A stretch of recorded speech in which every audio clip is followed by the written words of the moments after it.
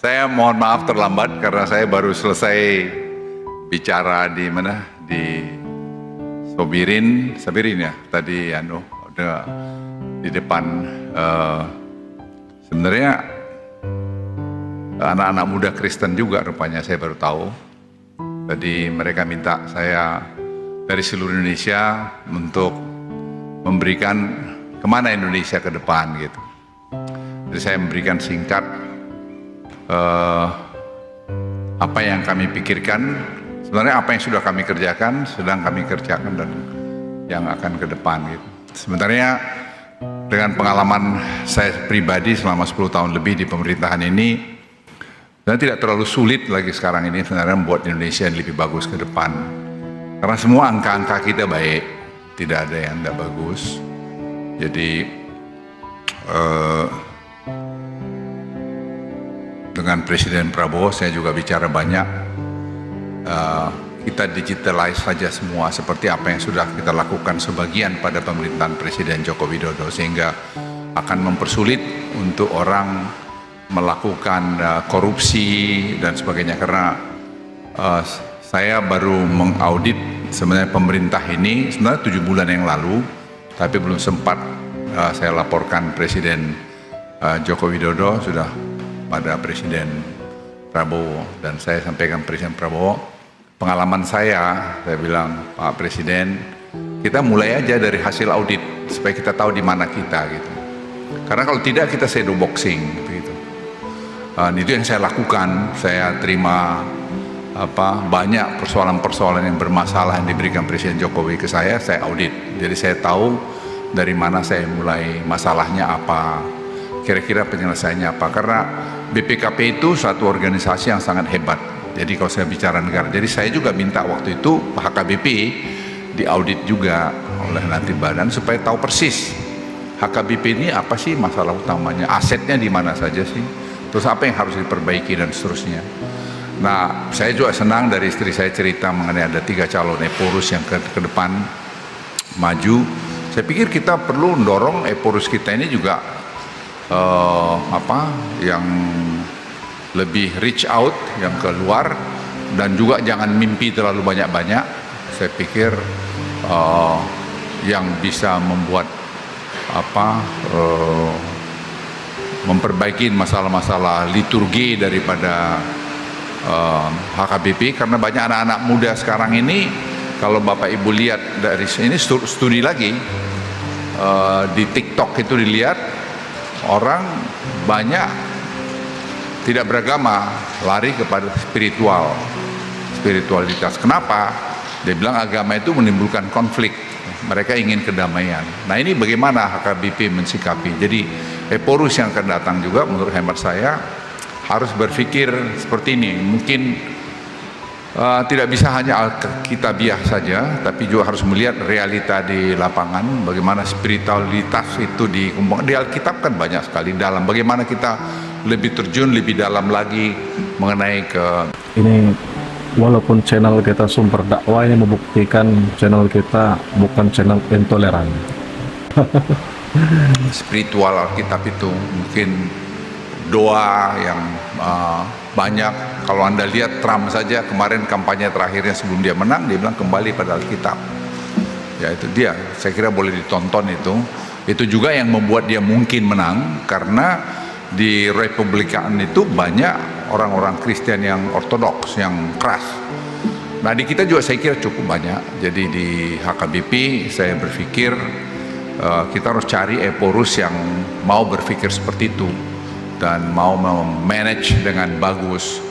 Apa yang dilakukan sebenarnya Pendeta Robinson cukup oke, tapi sebenarnya ke depan ini saya pikir kita harus lihat itu, dan kita harus terbuka.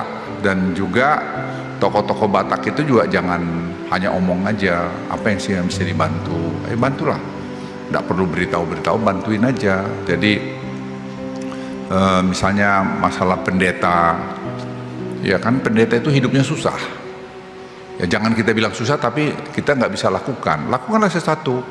Kalau Anda punya sesuatu, bantulah, jangan omong saja. Ini yang saya kadang-kadang ingin titip pada teman-teman Batak, hanya mesti ada kasih ulos apa segala, enggak usah expect Anda akan mendapatkan sesuatu dari HKBP, just do it gitu. Nah, karena menurut saya HKBP ini harus kita tata rame-rame, harus kita dorong rame-rame, dan untuk bisa bagus, ya pendetanya harus kita rawat. Nah, ini menurut hemat saya penting. Kita harus pikir juga gimana Eporus hidupnya, siapa sih yang bisa bantu? Kita harus bantu. Ya, kita harus bisa bantu. Dan saya kira tidak ada alasan tidak bisa bantu. Tidak perlu tangan kiri buat tangan kanan. Tahu itu dalam Alkitab, saya kira lakuin aja. Kita kerjain. Dan kita harus kompak. Negeri ini kalau saya balik lagi, menurut hemat saya akan tambah bagus karena Presiden Prabowo, saya bicara time to time sama dia, dan saya bilang ini inefisiensi aja, kita harus tackle. Makanya saya udah bilang semua digitalize, dan sekarang perintah itu digitalize, semua kita digitalize supaya semua dealing itu semua melalui digital. Jadi seperti misalnya e-katalog itu versi 6 akan beliau luncurkan nanti 1 bulan ke depan, itu hampir 85% dari semua belanja pemerintah akan melalui e-katalog. Waktu saya mulai e-katalog itu hanya 50.000 item.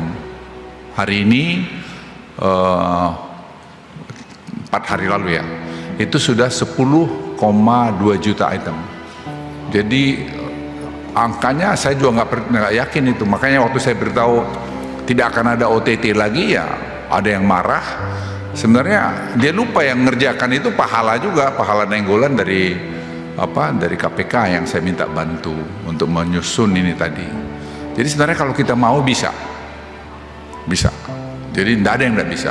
Kereta api cepat yang sudah berantakan itu kami audit, lihat selesai juga.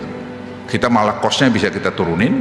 Sekarang kita melihat kita mau perpanjang ke Surabaya, sangat mudah dan kita akan bisa lakukan. Kita belajar dari itu semua. LRT yang tidak jalan kita bikin jalan, tidak ada susah. Karena tempat saya anak-anak muda itu, mereka saya minta hitung, audit hitung, dan bisa. Kita membangun ekosistem Bapak Ibu sekalian, yang sehingga kita bukan hanya downstreaming, hilirisasi itu saja, tapi membangun ekosistem bagaimana lithium baterai itu kita buat.